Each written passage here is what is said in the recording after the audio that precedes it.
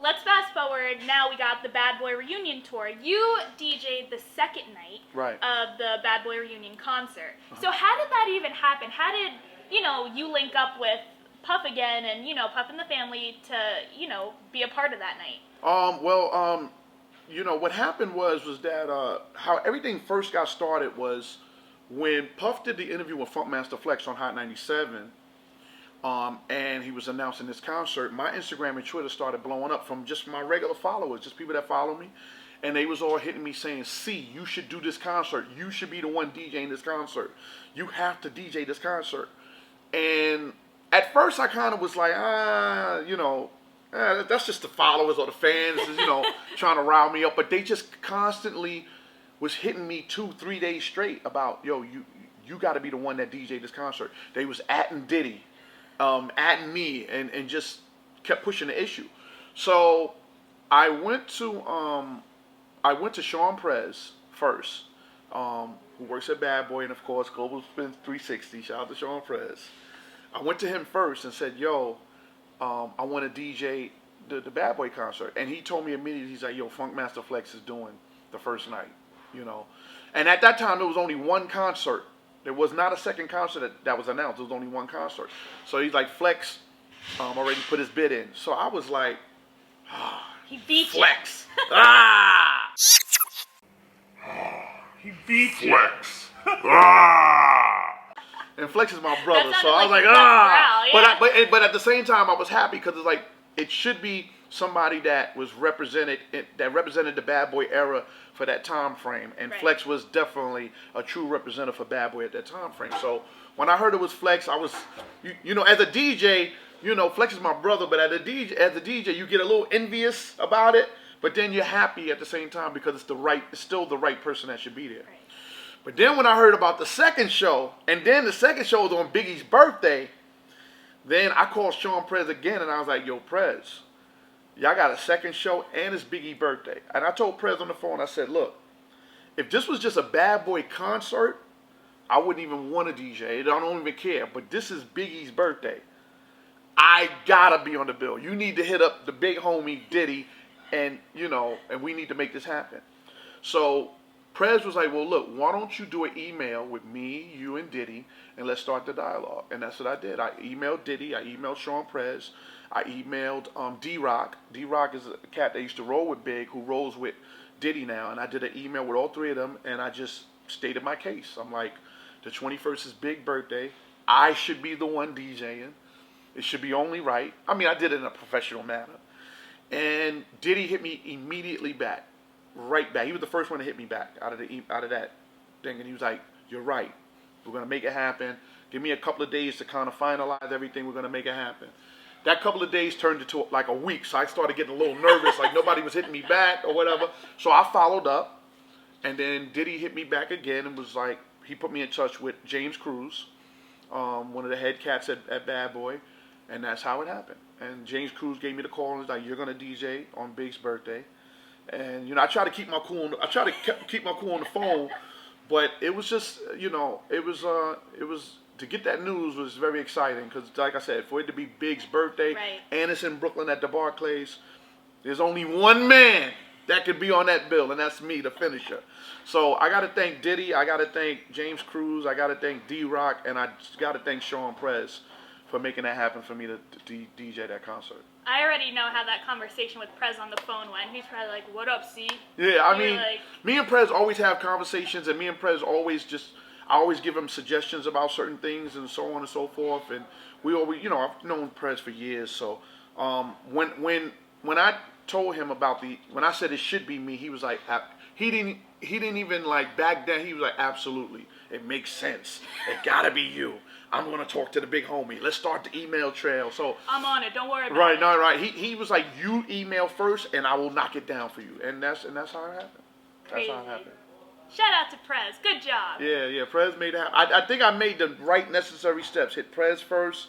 Then you did everything perfect. And then I hit D-Rock, and then I did the email with Diddy, and then it all just fell into place. That's so awesome. So being there the second night spinning, did it bring you back to that whole era? Was it kind of like deja vu for you? Well, for me, my whole thing about going into doing the set that I did that night, I just wanted to, one thing I wanted to do, first off the bat, one thing I wanted to do in my 20-minute DJ set was to represent for the era that Bad Boy represented. Right.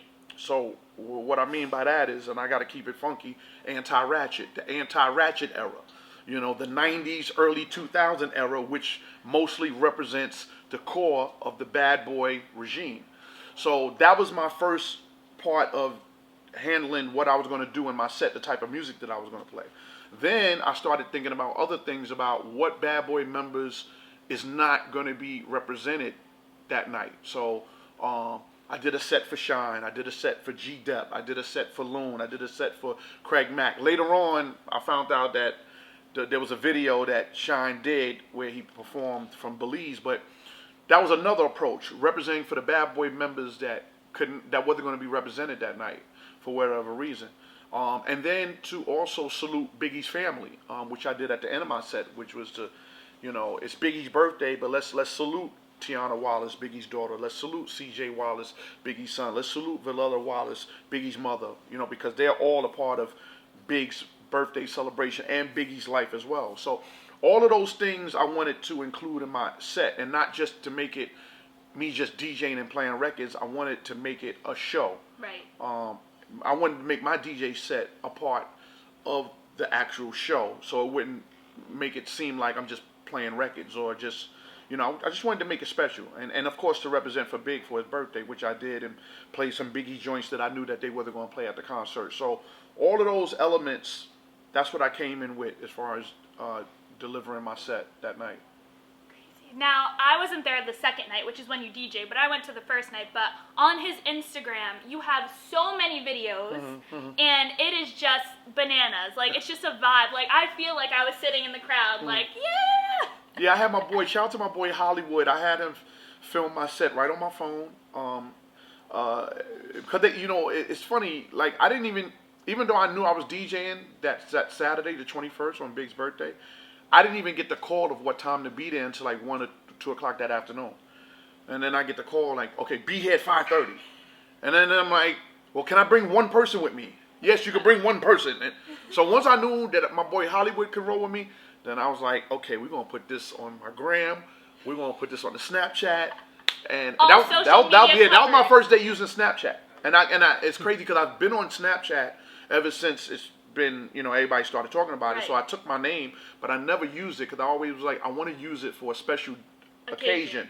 And I think that's what Snapchat should be about. It shouldn't be about just every day, you know. And I know that's what people do, but I want my Snapchat to be more about moments. Right. You know. So that was the premiere of my Snapchat, using it that day. That is a crazy premiere. Yeah, so that I used it that day, and then I posted up all the Instagram, the videos on Instagram. And then what's so amazing is Instagram just updated the photos to why now you can put videos up to a minute. So then I put like 10 different videos of the best part of my DJ set, and it's a minute long. So you really get to feel like what it was there. like you said, like as if you was really there. Yeah. So it was a great moment. Crazy. So what's your favorite part of the show? You know, well, from what I saw, because I had to do another event that night, that was a pre-advanced engagement party that I had to do.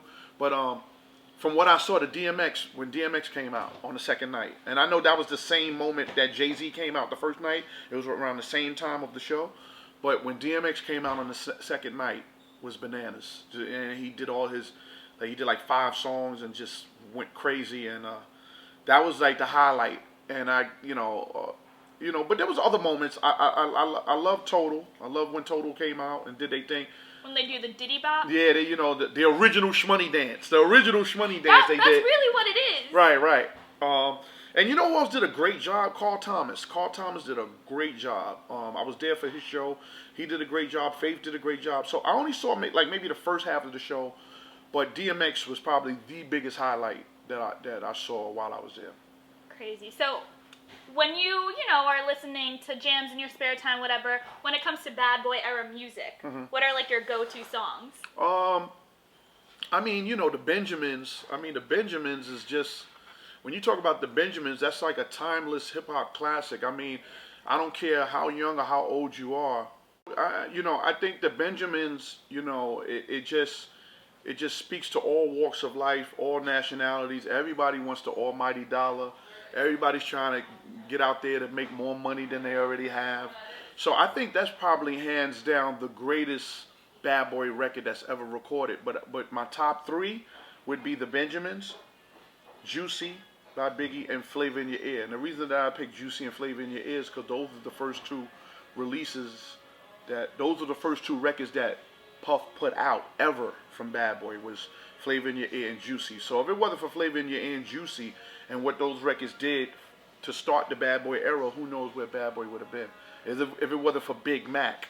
You know what I mean? Like when Flavor in Your Ear and Juicy came out and Puff did the whole Big Mac campaign and he had the cassette tape in a big Bad Boy Big Mac McDonald's cover. If it wasn't for that, who knows where Bad Boy would have been. So those are my top three: Benjamins, Flavor in Your Ear, and Juicy. Those are some great picks. So is there another Biggie in Mr. C's future? I mean, I don't know. I get approached from a lot of artists all the time about me wanting to help them and stuff like that. And I've helped a lot of artists throughout the years with their careers, like on the low. I've done I've done a lot of secret A&R for a lot of like you have a ghostwriter.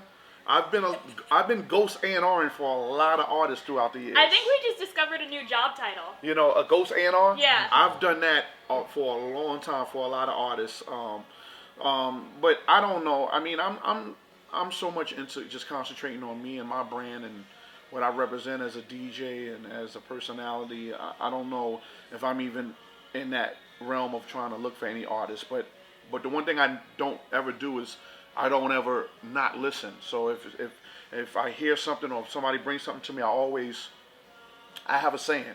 I got 4 minutes for anybody. If you got a record, the average length of a record is 4 minutes. I got 4 minutes for anybody. So, somebody brings something to me, I will take a listen to it. But it's just when you come off a one of one.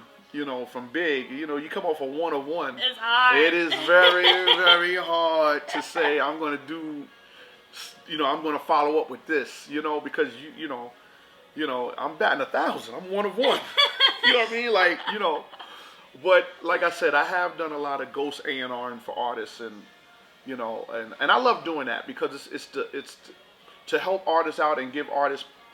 One thing about me, even from when I was doing radio to now, I never lie to artists and your joint is hot, and even though their joint is not hot. Yeah. And I think that's why a lot of artists do come to me even to this day and ask their opinion about their music, because I don't pull any punches. I just tell them what it is. Sometimes they listen, sometimes they don't. But I think the best way that you could be honest with artists nowadays is just be honest and just tell them what you actually feel, even though you're one man's opinion. But the artist is going to respect your opinion whether they like it or not, because you're being honest. Right. And so, I like that role. I like that role of just, going to see, a certain artist. 50 Cent, what up? And listen to his music, you know what I mean? Or what have you, and being honest and just being like, yo, dude, this ain't it. Right. Or, you know what I mean? Or this is the one. Or you need to put, yo, who would sound dope with this? This, you know what I mean? Or whatever the case is. I love doing that. And I don't get paid for it, and I don't ask for any favors. It's not, it's not a fair exchange or anything. I just do it because, a lot of these artists I got great relationships with. Busta Rhymes, what up? And I just, I want to see them win. Yeah. You know what I mean? So it's, I look at it as when they win, I win. Because I know I can always come to them in my time of need. But it's not really all about that. It's just really about wanting to see that artist win. That's all out of love. That's what it's really all about. You know what I mean? I think in this business we don't do that enough anymore. Everything it got to be about $1. It got to be favor for a favor and all of that. And I'm not really all about that. And sometimes I may take a loss in that way, but I still sleep good at night. I still have integrity. I still, even if I'm not as successful as the next man, I still feel good that I did it the way that I wanted to do it, with integrity and with honesty, and that's the best way you can be. I mean, anything you want to know about DJs, this is the place to be, man. And I thank Sean Prez for creating this platform for all of us. It's long overdue, And, you know, whatever I can do to keep supporting Global Spin 365, I'm going to keep supporting it because it's all about the DJ. That's what it is.